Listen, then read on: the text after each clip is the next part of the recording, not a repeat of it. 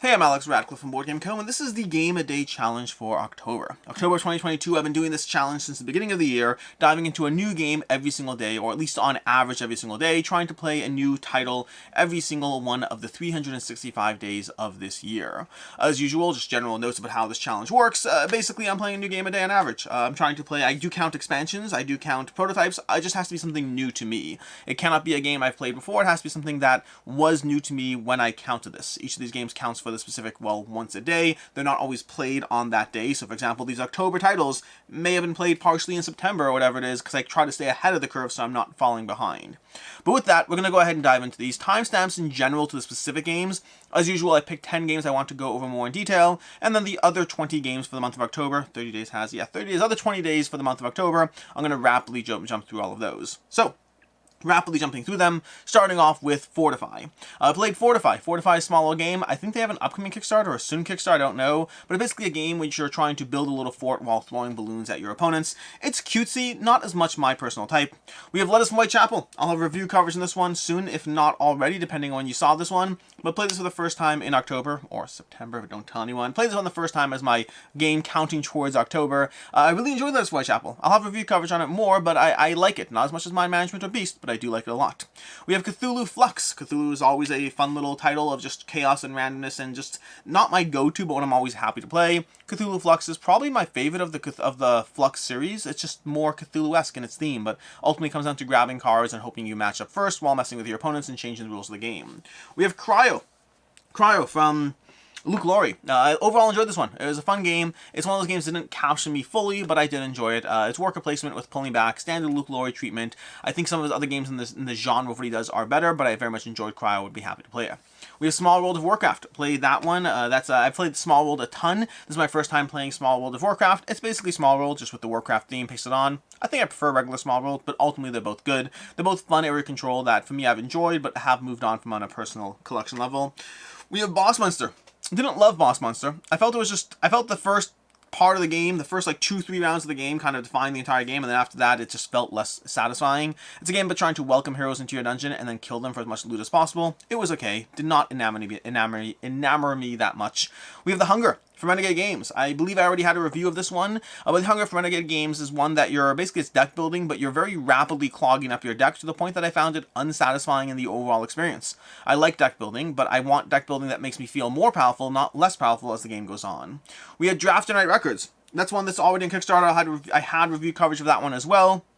But Draft and Write Records, from the name of the company, I can't remember, from Inside Out Games. From Inside Out Games, that one is a very solid roll-in-my game. The theme doesn't really do it for me. I don't really care about the music aspect behind it, but I did enjoy the drafting and then writing. I like drafting in general. Drafting is good in the game, not great. I prefer drafting in some other games, but I thought the drafting was good, but the overall puzzle of trying to check off this, check off that, and get everything checked off, that I very much enjoyed. Strong gun, strong clever vibes as far as the cascading bonuses that I really tend to appreciate.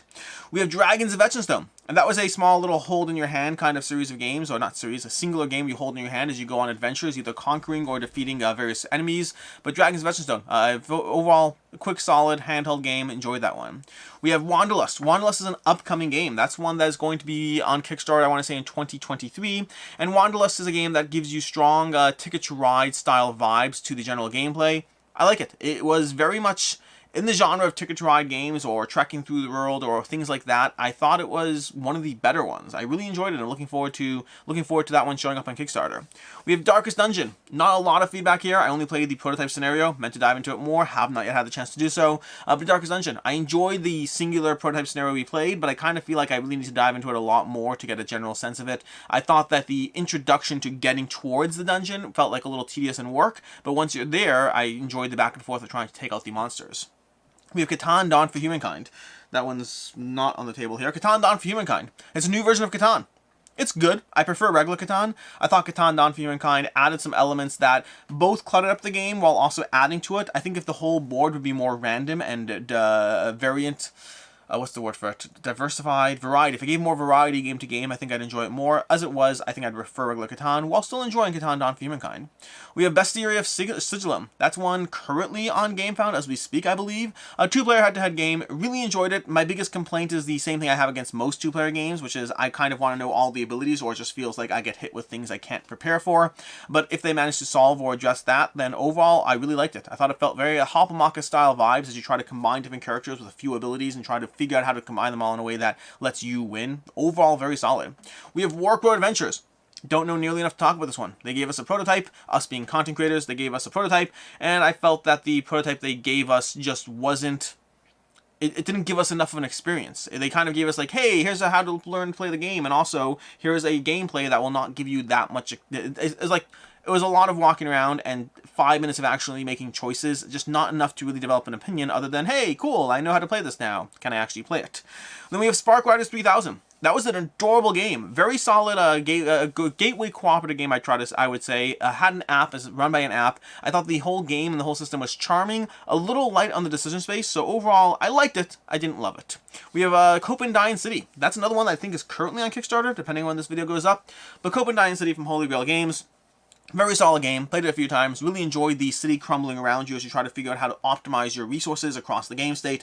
I thought it was very solid, but it was also no encyclopedia, which was their last game that I loved. I also love Museum. It was more akin to Museum in terms of the strength of it. I need to review Museum. I haven't reviewed Museum yet. I need to take care of that.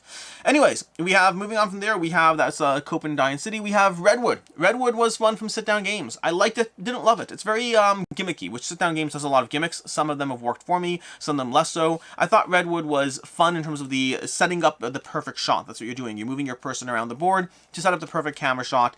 I liked it, but it was very gimmicky and not one that I'd find myself going back to a lot. We have Tainted Grail, Kings of Rune. This is Tainted Grail from Awakened Realms. I liked it a lot while also not being completely in love with it yet. Right now, Tainted Grail is competing with games like Role Player Adventures or Destinies for my attention. I think it's doing a good job, but I need to play it more. I need to dive into both the original Tainted Grail as well as the, well, when Kings of Rune shows up, the full Tainted Grail, but overall enjoyed it. We have Fire and Stone. Fire and Stone from Pegasus Spiel. I like this one. I don't love it. I liked it. It's the kind of game, like, I think I'd play it for my kids, but I don't know if they'll request it. It was an enjoyable game of trying to wander around the board and trying to collect various tokens and trying to figure out how you're going to compete with the other players based on your token set collection aspects that you go for. It's kind of distilled down, but it's basically move, collect, move, collect, move, collect, with other aspects that will give you technologies or things to strive for points. It's simple, it's to the point. I think it's good, but I also think it's forgettable. We have Gaia Project. Gaia Project from Z-Man Games. I liked it. I should have review coverage for it soon. I want to play it a few more times first, but I liked Gaia Project, but I thought the game length to the mental load of it was not rewarding. Not rewarding enough, I should say, compared to other Euros I personally go for. It was very reminiscent of Terra Mystica Plus, and I thought Terra Mystica was also not as much to my taste, so makes sense. We have Cat in the Box. Cat in the Box from AEG. Love that one. I should have a review up of it already, I believe. But Cat in the Box from AEG Games, trick-taking game with just a mental mind meld of how it actually functions. Really, really enjoyed Cat in the Box. Which brings us to the 10 games we're going to talk about in a bit more detail. Starting off with Lacrimosa from Devira Games. Lacrimosa. Lacrimosa from Devira Games is a game of trying to recreate Mozart's Last Symphony. Kind of. You're trying to recreate his past as you travel around and find various people to write these remaining symphonies or find various patrons. You're trying to wander around the board as you gather cards into your hand. You're gathering cards into a 10 hand of...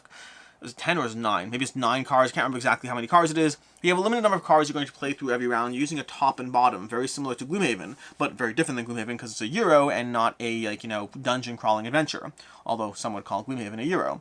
But Lacrimosa is very compelling in how it just lets you interweave everything. You constantly feel more powerful as you go through the game, and everything kind of touches and plays off itself in different ways. I found it very rewarding as far as the general set collection elements of the game and the different pathways towards victory. There are aspects of the game I wasn't completely in love with it. I give it a 4.5. Not a 5 for a reason, but I did very much like it. It very much joined some of my favorite Euros, such as Coimbra or Gollum or Lorenzo Magnifico in my collection. I thought that is a very, very solid Euro from Devira Games. We have 3000 Scoundrels. That one was a bit of a letdown for me. That was one distributed by Asmodee, can't remember the name of the company, but designed by Corey Knizia, I want to say.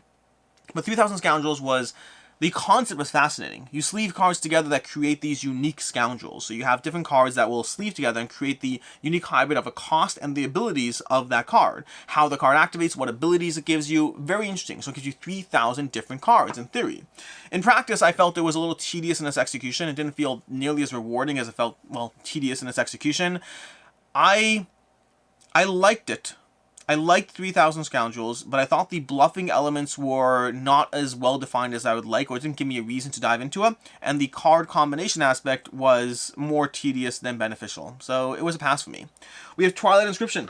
This is a tough one. I reviewed this one, and as I continue to play it after reviewing it, this is a downside of reviewing games in general. It's always a downside, but I would say in general, whenever I review games, I make sure to give them multiple plays. If I give it a single play, I give a disclaimer, and then I call for some impressions as well. But that said, there's still no comparing, playing a game 4 or 5 times versus playing a game for the 7th, 8th, 10th time.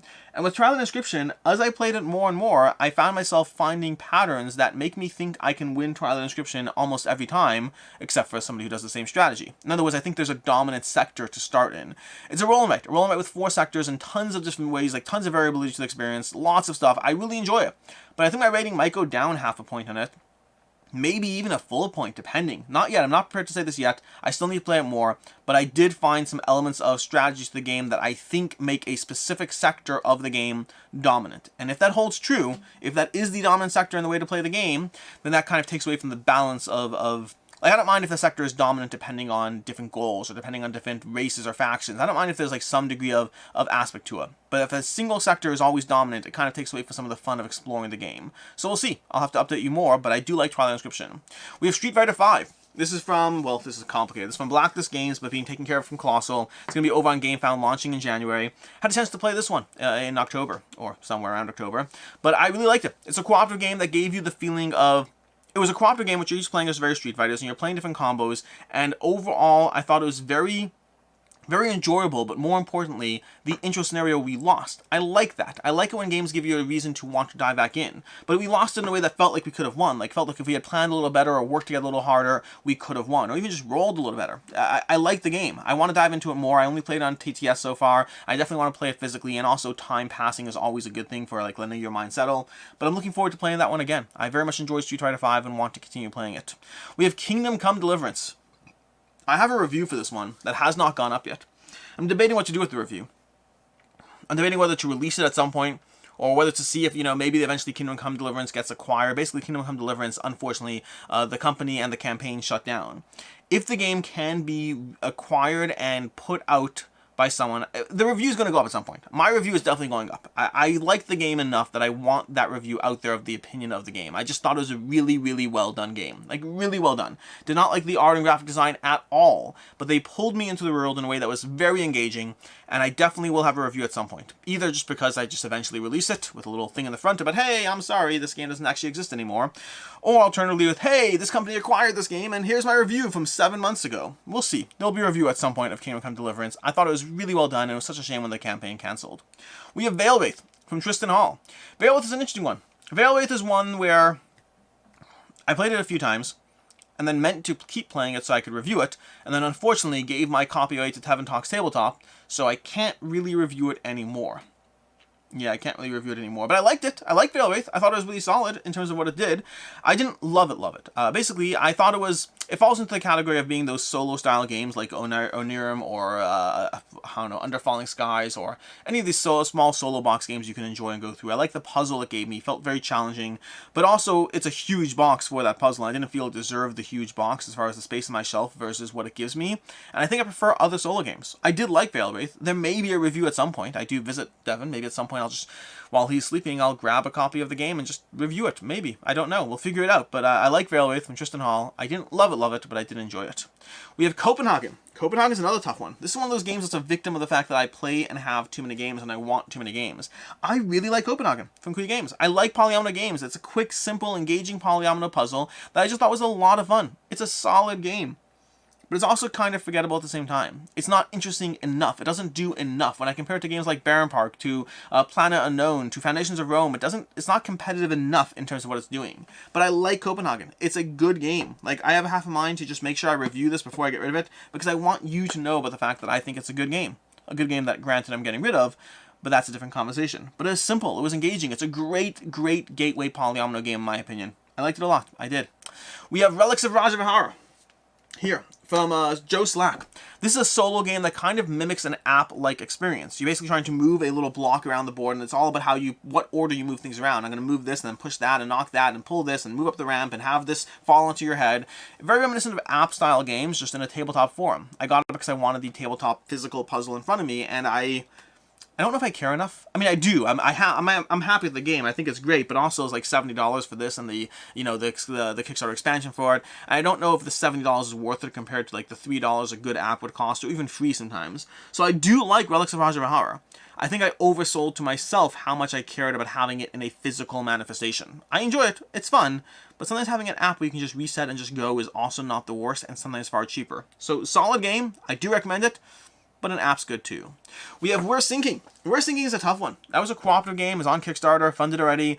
We're Sinking is one that I had a chance to play briefly. Did not cover it. It wasn't for me. I played it with Jesse with Cracklope. And it's just not for me because it's semi-cooperative in nature. And I think semi-cooperative games in general I am very resistant to, with few exceptions. But like, I just generally don't like semi-co-op as a puzzle. I don't mind thematically semi-co-op. Like The Great Wall from Awakened Realms is thematically semi-cooperative. But actual semi-cooperative, I have not found a game that stays in my collection yet, I think, he says. Unconfident, I don't know. Mission Catastrophe came close. That was a lot of fun, but it's also best at like 4 players for me, and that's a player count that I play other games with over that one. I just find semi-cooperative, I just don't like the taste I get in my mouth when I feel that we're working together, but you're not pulling your weight. And either I can let the game crash and burn by also not pulling my weight, or I don't like the feeling. I don't like the feeling of semi-cooperative. It can work. It can absolutely work. But I don't love that feeling of playing suboptimally with a game group. I don't love it. And it's like not like they're lighter. Like when I play Ticket to Ride, it feels like I'm playing suboptimally to a degree, because very often I'm not placing that one train that will block you, even though I should. But in Ticket to Ride, I feel it's a light, breezy game. Most semi-cooperative games, I feel, are usually a notch above in terms of how light and breezy they are. They're a little more strategically, and yet they have that aspect where I have to play it suboptimally to really enjoy the experience, and they haven't worked for me. Semi-cooperative games have not worked for me. We're Sinking was adorable, by the way. The component-wise, the gameplay, everything else was adorable. It's just semi-co-op, and that's not my jam. And then lastly, we have Dune, War for Arrakis from Come On Games. Dune, War for Arrakis, I dove into that one. Played it on Tabletopia, or Tabletop Simulator. I think Tabletop Simulator. I've been on Tabletop Simulator a few times, and I really love Dune War for Arrakis. It does fall in the category of a longer, like, an hour and a half to 2 hour, long 2-player experience that's fairly heavy strategically, which means it's competing with a few games in my collection that don't get enough plays. Games like Rum and Bones, games like, I don't know, what else do I have behind me? Antique Duellum, or other 2-player games that I'm not thinking of. But Mythic Mischief. No, Mythic Mischief is fantastic. I'll keep playing that. But anyways, there's a lot of 2-player games that are longer that don't get enough play, and Dune War for Arrakis does fall into that category. From the creators of War of the Ring, War for the Ring, Roar of the Ring. One of those. I need to play War of the Ring. Anyways, I really like Dune War for Arrakis, and I'm looking forward to getting it, with the context and caveat that I'm a little bit nervous about whether or how much play it'll actually see over time. That said, Rum and Bones is a game that I play once a year, and I'm happy to own it for that once a year play, so maybe the same will hold true for Dune War for Arrakis. I don't know. Ultimately, time will tell on that one. And that's what we have for the games I played in October. Those are the 30 different new-to-me games I played in October. As I mentioned already, these are all games that were new to me. You may have heard me talk about them already, because this video is going up midway through November, and they reference games that were played half in September and half in October. And so, yeah, we're definitely a little bit behind on when this video should have gone up.